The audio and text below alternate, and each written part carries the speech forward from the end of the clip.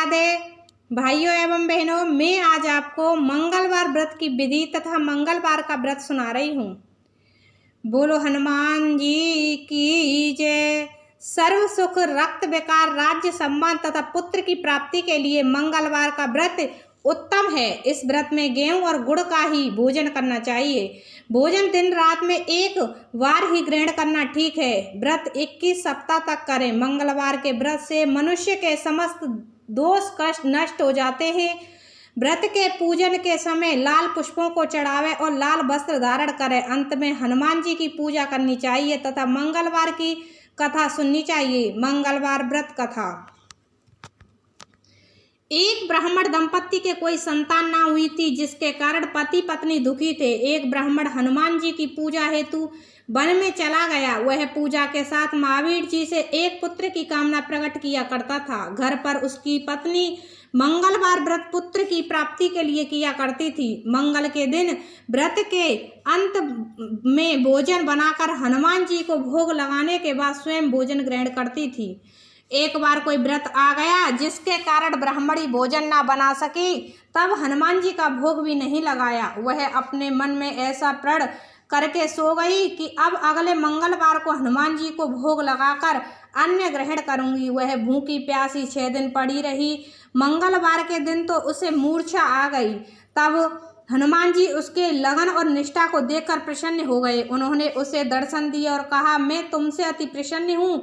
मैं तुझको एक सुंदर बालक देता हूँ जो तेरी बहुत सेवा किया करेगा। हनुमान जी मंगलवार को बाल रूप में उसको दर्शन देकर अंतर्ध्यान हो गए। सुंदर बालक पाकर ब्राह्मणी अति प्रसन्न हुई। ब्राह्मणी ने बालक का नाम मंगल रखा। कुछ समय पश्चात ब्राह्मण वन से लौटकर आया।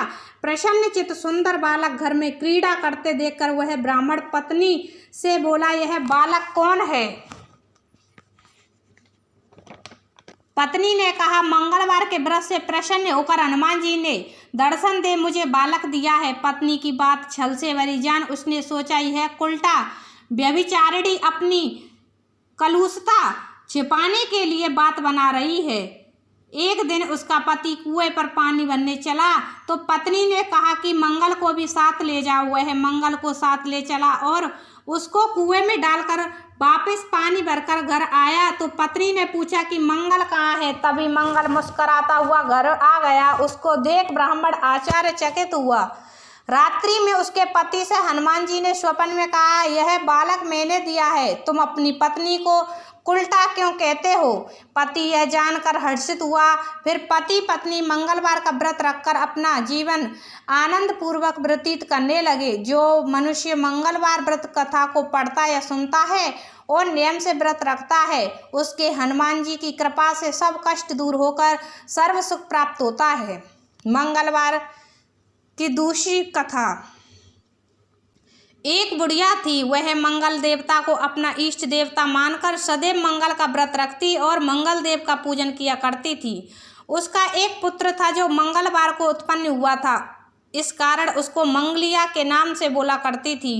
मंगलवार के दिन ना तो घर को लीपती और ना ही पृथ्वी खोदा करती थी। एक दिन मंगल देवता उसकी श्रद्धा की परीक्षा लेने के लिए उसके घर में साधु का रूप बनाकर आए और द्वार पर आवाज दी। बुढ़िया ने कहा, महाराज क्या आज्ञा है? साधु कहने लगा कि बहुत भूख लगी है, भोजन बनाना है, इसके लिए तू थोड़ी सी पृथ्वी लीप दे तो तेरा पुण्य होगा। यह सुनकर बुढ़िया ने कहा, महाराज आज मंगलवार की व्रती हूँ, इसीलिए चौका नहीं लगा सकती। कहो तो जल का छिड़काव कर दूँ, उस पर भोजन बना ले। साधु कहने लगा कि मैं गोबर से ही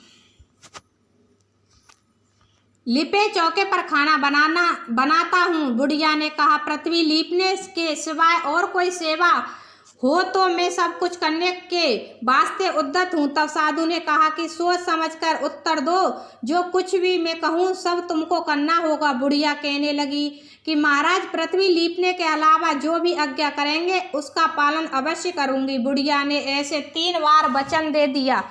तब साधु कहने लगा कि तू अपने लड़के को बुलाकर औंधा लिटा दे, मैं उसकी पीठ पर भोजन बनाऊंगा। साधु की बात सुनकर बुढ़िया चुप हो गई। तब साधु ने कहा, बुला ले लड़के को, अब सोच विचार क्या करती है। बुढ़िया मंगलिया मंगलिया कहकर पुकारने लगी। थोड़ी देर बाद लड़का आ गया।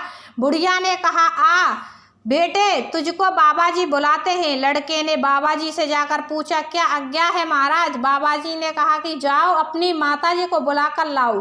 तब माता आ गई तो साधु ने कहा कि तू ही इसको लिटा दे। बुढ़िया ने मंगल देवता का स्मरण करते हुए लड़के को औंधा लिटा दिया और उसकी पीठ पर अंगीठी रख दी। कहने लगी कि महाराज, अब जो कुछ आपको करना है कीजिए, मैं जाकर अपना काम करती हूँ। साधु ने लड़के की पीठ पर रखी हुई अंगीठी में आग जलाई और उस पर भोजन बनाया। तब भोजन बन चुका तो साधु ने बुढ़िया से कहा कि अब अपने लड़के को बुलाओ, वह भी आकर भोग ले जाए। बुढ़िया कहने लगी कि यह कैसे आश्चर्य की बात है कि उसकी पीठ पर आपने आग जलाई और उसी को प्रसाद के लिए बुलाते हैं।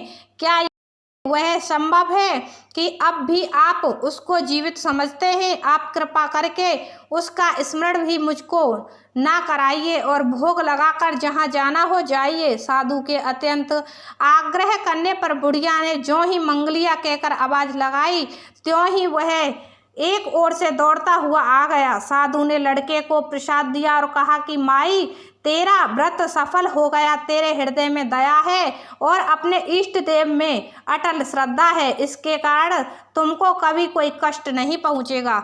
तो बोलो हनुमान बाबा की जय।